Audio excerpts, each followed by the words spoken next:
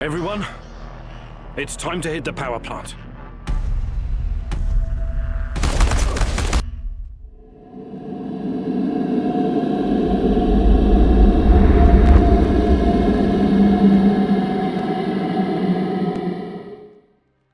I can sound a bit like a wannabe author of moral anxiety cinema when I say that Chernobylite is a game about interpersonal relations, but I believe it is. To have decisions in the game, that's something we wanted from the start. If you play the game twice and make two different decisions, the game can change completely. This has two dimensions, the practical dimension and the dimension for the player. The purpose of the game is to find Tatiana, not the survival in the zone, not killing X number of soldiers, not finding and rebuilding a base for yourself. These are secondary goals. If we look back at the prehistoric times, the safer the people felt, the better the technology was, the more they gathered together. The more resources you have, the better access to these resources you have, and the better situation you create, the easier gathering people around you gets.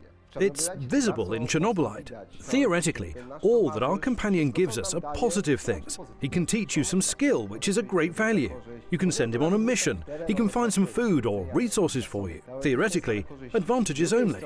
On the other hand, there is a bed he needs, which you need to create. He's another mouth to feed, which you need to do daily. And when more people start to join you, it gets harder to manage. You need to prepare to accept the company of each companion.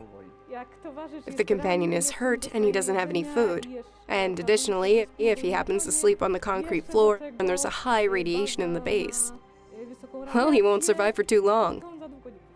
And remember, Igor has his own private room, which keeps him more safe. Unfortunately, when something bad happens, other catastrophes always follow. If one person is not content, he spreads this to others. And our companions notice the details. Imagine they're sent into the zone, and one of them brings food, which means he fulfilled his mission. But the other doesn't, and he didn't bring any resources.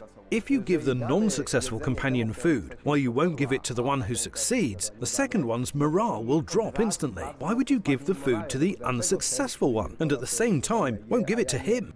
The companions appreciate or have a negative reaction, depending on how you treat them, to whom you are loyal, and what are your general decisions you make during the whole game.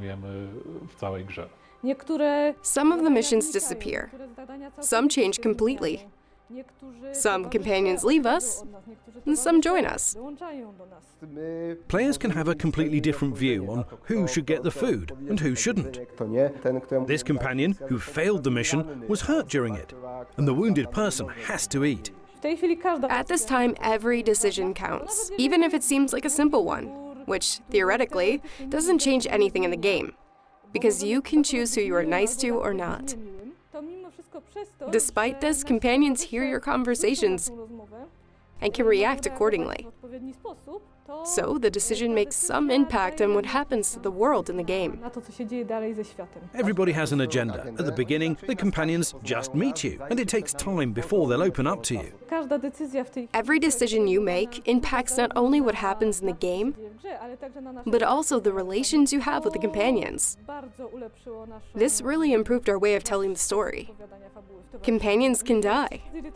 Irritated companions can leave you or even betray you. You can throw a companion out of the base. A companion can also leave by himself if he doesn't approve of the decisions you make.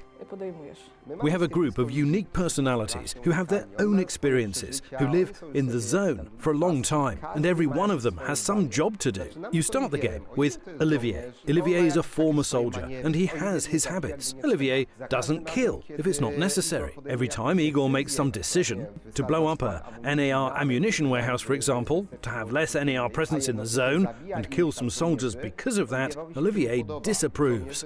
NAR soldiers are mercenaries, same as me. NAR could have hired me, and then it would be my dead body lying there on the ground in the pool of blood. On the other hand, we have Mikhail. Mikhail hates NAR, and he seizes every opportunity to make their life harder. Their goals are completely different. We can't find a compromise between what they stand for. Olivier says, don't kill innocent people without a really good reason. And Mikhail, whose actions fit the description of a terrorist act, and who will do anything to hurt NAR.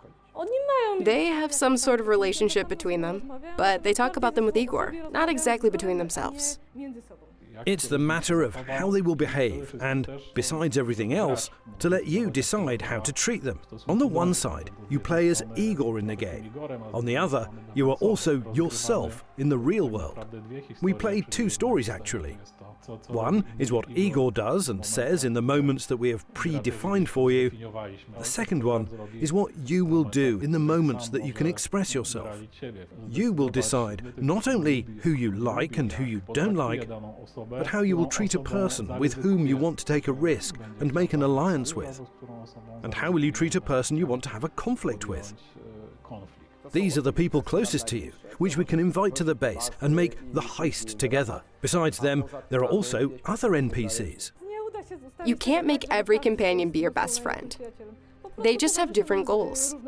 The game constantly tells you what they feel about you, so there won't ever be a situation in which a companion that loved you yesterday leaves the next day because you're horrible. Speaking about other characters than Igor and Tatiana, what can happen between people who have a strong background of their worldview? What can happen to these people who will suddenly be locked up in a pit full of dangers, full of abnormal events, full of plot twists? Then there's the heist. You can't succeed just by yourself. I can assure you that as the person who created it. Throwing the companions out of your team is reducing your options during the final mission. It's not recommended if we speak about an optimal approach to the game, but you have that possibility. If you don't like Tarakan, you can throw him out of your base. He can help you during the heist. It's a great advantage.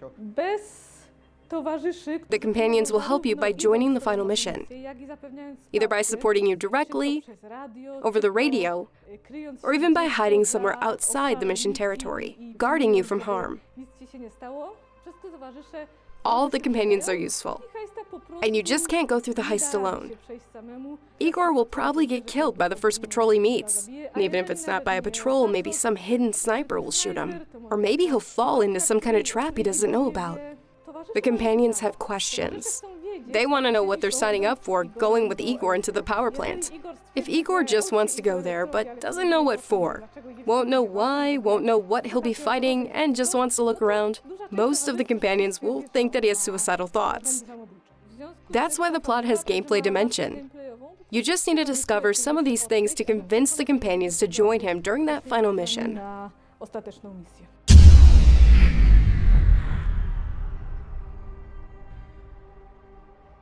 There were a lot of dialogue lines, a lot of additional animations, a lot of bugs concerning the companion system. One likes this one, the other one likes that one. It broke in every possible way, so we needed to throw it out. Actually, I've spent a week on that myself, trying to set this up properly. But it turns out that the animator would need to spend another 2 weeks to make it work. Sashko, standing in his usual relaxed pose, didn't look good in the moment when he wanted to punch Tarakan in the face.